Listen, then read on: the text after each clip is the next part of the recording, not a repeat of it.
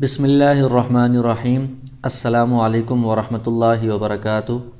یہ الطریقۃ العصریہ کا تیسرا سبق ہے۔ اس سبق میں آپ اس میں اشارہ کے کچھ مزید الفاظ ذا کا، تل کا، ذالک اور ان کا استعمال پڑھیں گے۔ تو سب سے پہلے ہم سبق میں جو نئے عربی کے الفاظ استعمال ہوتے ہیں، اسی طرح مشق کے اندر جن الفاظ کا ذکر ہے ان کے ہم عربی الفاظ اور ان کے معنی پہلے پڑھ لیتے ہیں۔ اس سے پھر سبق کو سمجھنا اور مشق کو حل کرنا آسان ہوگا۔ تو یہ الفاظ معنی یہ سبق کے آخر میں دیے ہوئے ہیں، ان کو پہلے یاد کر لیں۔ ذا کا اس کا معنی ہے وہ، یہ مذکر کے لیے استعمال ہوتا ہے۔ تل کا اس کا معنی بھی ہے وہ، لیکن یہ مؤنث کے لیے استعمال ہوتا ہے۔ شمسن کہتے ہیں سورج کو۔ سیارتن موٹر یا گاڑی۔ طفل بچہ۔ ذالک اس کا معنی بھی ہے وہ، یہ مذکر کے لیے استعمال ہوتا ہے۔ میدان میدان جو گراؤنڈ ہوتا ہے۔ بیت گھر۔ سریر چارپائی۔ کاتب منشی۔ طفلۃ بچی۔ طائرۃ ہوائی جہاز۔ وردۃ گلاب کا پھول۔ شارع سڑک۔ دراجۃ سائیکل۔ حافلہ یا اتوبیس یہ بس کو کہا جاتا ہے۔ تو یہ پہلے الفاظ معنی یاد کر لیں، پھر اس کے بعد جو اس سبق کے اندر جو الفاظ جن کا استعمال بتائیں گے ان کے استعمال سے متعلق یہ قواعد آخر میں لکھے ہوئے ہیں، یہ ہم پہلے پڑھ لیں گے، پھر اس سبق کو ہم سمجھیں گے۔ تو اس میں ذا کا یہ اس میں اشارہ کا ایک نیا لفظ اس سبق میں آپ پڑھ رہے ہیں۔ یہ مفرد مذکر کے لیے استعمال ہوتا ہے۔ مفرد کا مطلب ہے یہ واحد کے لیے استعمال ہوگا، تثنیہ یا جمع کے لیے استعمال نہیں ہوگا۔ مذکر کے لیے یہ استعمال ہوگا، مؤنث کے لیے استعمال نہیں ہوگا، جب کہ وہ درمیانی مسافت پر ہو۔ یعنی مذکر کے لیے قریب میں اگر ایک مذکر چیز ہو اس کے لیے تو ھذا استعمال ہوتا ہے، جیسا کہ پہلے سبق میں آپ نے پڑھا ہے۔ لیکن اگر دور ہے، بہت زیادہ دور نہیں ہے، تھوڑی درمیانی مسافت پر دور ہے، تو اس کے لیے جب وہ واحد مذکر ہو ذا کا لفظ استعمال ہوتا ہے۔ اور اسی ذا کا میں جب درمیان میں لام لگا دیا جائے ذالک، اس میں بھی یہ ذال کے اوپر کھڑا زبر ہے، یہ اس کو الف کی طرح پڑھا جاتا ہے۔ ذالک یہ لفظ ہے، یہ بھی اس میں اشارہ ہے، اور یہ بھی مفرد مذکر کے لیے یہ استعمال ہوتا ہے، یعنی واحد کے لیے اور مذکر کے لیے استعمال ہوتا ہے جب کہ وہ دور ہو۔ تو ایک چیز ہو اور مذکر ہو تو قریب کے لیے ھذا استعمال ہوتا ہے، اور زیادہ دور ہو اس کے لیے ذالک استعمال ہوتا ہے، اور دور ہو لیکن بہت زیادہ دور نہ ہو، درمیانی مسافت پر ہو، تو اس کے لیے ذا کا لفظ استعمال ہوتا ہے۔ تو یہ اسماء اشارات ہیں۔ اسی طرح ایک تیسرا لفظ ہے تل کا، کہتے ہیں یہ بھی اس میں اشارہ ہے، اور یہ مفرد مؤنث کے لیے استعمال ہوتا ہے جب کہ وہ دور ہو۔ مفرد کا مطلب کیا ہے کہ یہ واحد کے لیے استعمال ہوگا، تثنیہ یا جمع کے لیے یہ استعمال نہیں ہوگا۔ تثنیہ اور جمع والے الفاظ اگلے اسباق میں آ رہے ہیں۔ اور تل کا مؤنث کے لیے استعمال ہوتا ہے، اور یہ دور کے لیے استعمال ہوتا ہے۔ اس سے پہلے آپ نے مفرد مؤنث کے لیے نزدیک اگر وہ ہو تو اس کے لیے ھذہ کا استعمال پڑا تھا، کہ مؤنث چیز ایک چیز اگر قریب ہو تو اس کے لیے ھذہ بولا جاتا ہے۔ تو یہاں پر کہہ رہے ہیں کہ مفرد مؤنث اگر دور ہو اس کی طرف اشارہ کرنے کے لیے تل کا یہ لفظ بولا جاتا ہے۔ تو یہ ذا کا، ذالک، تل کا تین الفاظ اس میں اشارہ کے اس سبق میں آپ نے پڑھے ہیں۔ تو اب ہم سبق شروع کرتے ہیں۔ اس میں ذالک اور ذا کا اور تل کا استعمال کس طرح ہوتا ہے، اس کا معنی کس طرح ہوتا ہے، یہ ہم پڑھیں گے۔ الدرس الثالث یہ تیسرا سبق ہے۔ ھذا اور ذا کا، شروع میں یہ ھذا اور ذا کا ان کا استعمال اور ان کا آپس میں فرق بتا رہے ہیں۔ ھذا کتاب، تو ھذا یہ قریب کے لیے آتا ہے، تو اردو میں ہم اس کے لیے یہ بولتے ہیں، یہ کتاب ہے۔ ذا کا کتاب، ذا کا دور کے لیے آتا ہے تو اس کے لیے ہم وہ بولتے ہیں اردو میں، وہ کتاب ہے۔ اور کتاب چونکہ ایک ہے اور مذکر ہے تو اس لیے قریب میں ھذا آئے گا اور دور میں ذا کا آئے گا۔ ھذا کتاب یہ کتاب ہے، و ذا کا کتاب اور وہ کتاب ہے۔ واو کا معنی ہے اور۔ پھر ھذا قلم، یہ قلم ہے، و اور ذاک قلم، وہ قلم ہے۔ قریب والے کی طرف اشارہ کریں گے تو ھذا قلم، دور ہو درمیانی مسافت پر تو ذاک قلم، وہ قلم ہے۔ پھر جب کسی دور والی چیز کے لیے سوال کیا جائے تو اگر وہ انسانوں کے علاوہ کوئی اور چیز ہے تو اس کے لیے ما کے ذریعے سے سوال کیا جائے گا، اگر انسان ہے تو اس کے لیے من کے ذریعے سے سوال کیا جائے گا۔ تو پہلے ما والا بتا رہے ہیں کہ دور میں اگر کوئی کتاب پڑھی ہوئی ہے، کوئی بندہ سوال کرتا ہے ما ذاک، وہ کیا ہے، تو جواب آئے گا ذاک کتاب، وہ کتاب ہے۔ ما ذاک، وہ چیز، وہ کیا چیز ہے، تو جواب آئے گا ذاک کرسی، وہ کرسی ہے۔ ما ذاک، وہ کیا چیز ہے، ذاک باب، وہ دروازہ ہے۔ تو اس میں ما کا استعمال ہوتا ہے سوال کے لیے، اور جواب میں پھر آئے گا کہ وہ دروازہ ہے یا وہ کتاب ہے یا وہ کرسی ہے، تو یہ دور کے لیے استعمال ہوں گے۔ پھر آگے من ذاک، اگر کوئی انسان ہے، دور ہے، تھوڑا دور، اس کے بارے میں سوال کیا جائے کہ وہ کون ہے، اس کے بارے میں بتا رہے ہیں کہ من ذاک، وہ کون ہے۔ جب سوال کیا جائے جواب آئے گا ذاک استاذ، وہ استاد ہیں۔ من ذاک، وہ کون ہے، ذاک طالب، وہ طالب علم ہے۔ من ذاک، وہ کون ہے، اگر اس کا نام معلوم ہے تو آپ کہیں گے ذاک محمود، وہ محمود ہے۔ تو یہ بے جان چیزیں جو ہوتی ہیں، انسانوں کے علاوہ جو باقی چیزیں ہیں، اس کے لیے ما استعمال ہوگا، اور انسان کے لیے من استعمال ہوگا سوال کے لیے۔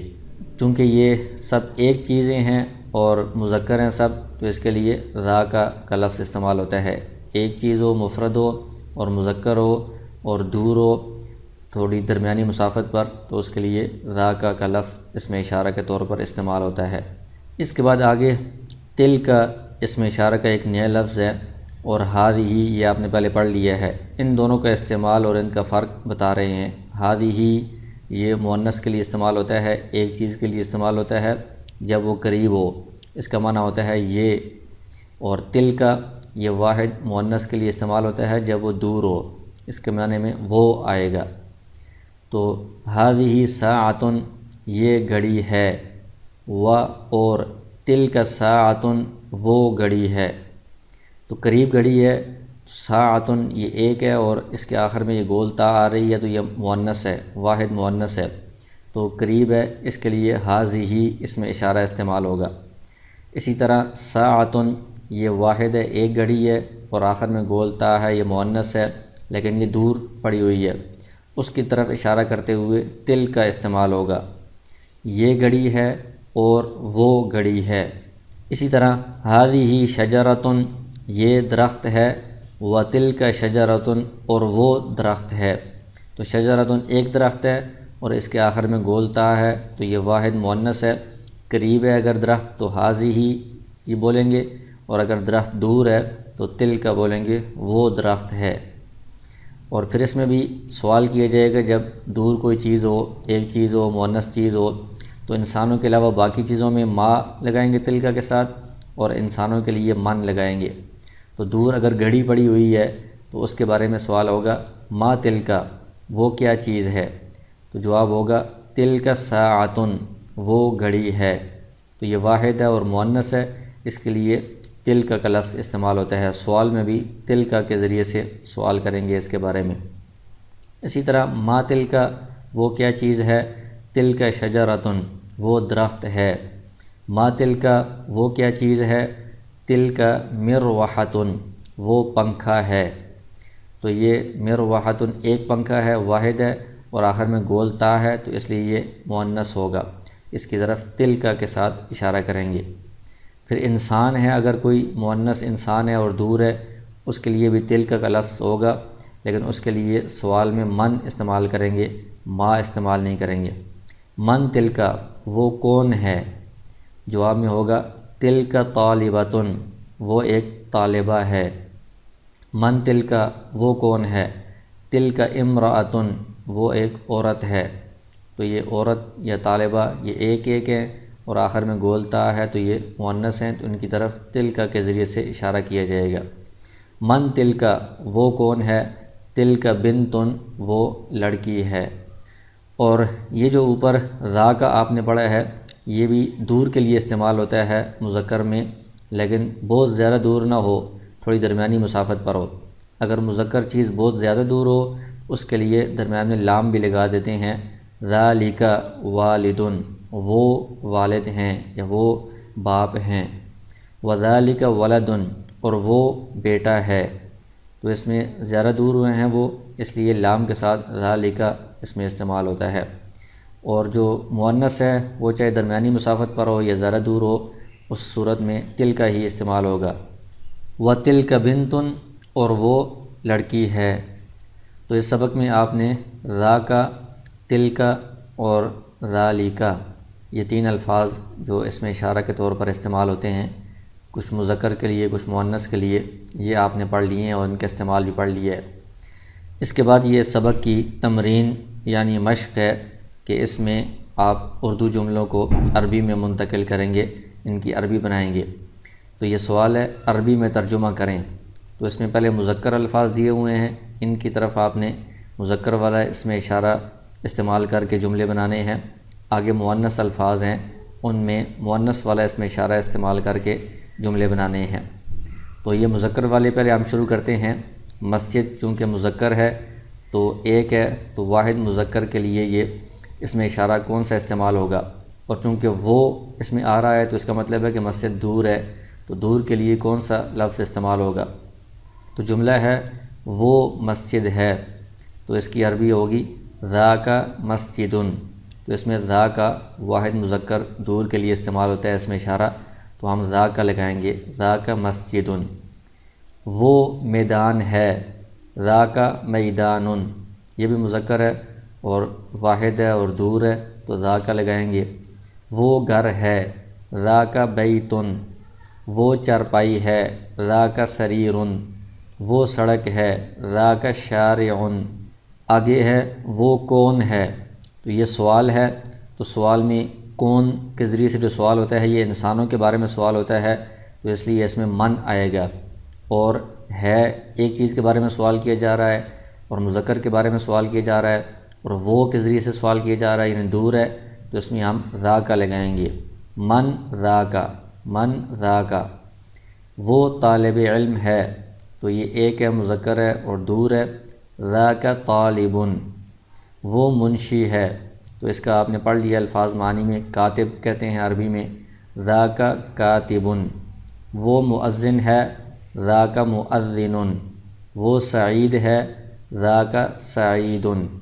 یہ سارے مفرد ہیں یعنی واحد ہیں، سارے مذکر ہیں اور سب میں وہ آ رہا ہے یعنی دور کے لیے استعمال ہو رہے ہیں، تو اس میں ہم سب میں ذاک لگائیں گے۔ آگے مؤنث الفاظ ہیں، تو اس میں واحد مؤنث ہے اور سب میں وہ آ رہا ہے دور کے لیے ہیں، تو واحد مؤنث دور کے لیے تل کا اس میں اشارہ استعمال ہوتا ہے، تو ہم تل کا لفظ اس میں لگائیں گے۔ وہ کمرہ ہے، کمرے کو غرفتن کہتے ہیں، تل کا غرفتن۔ وہ درخت ہے، تل کا شجرتن۔ وہ سورج ہے، تل کا شمسن۔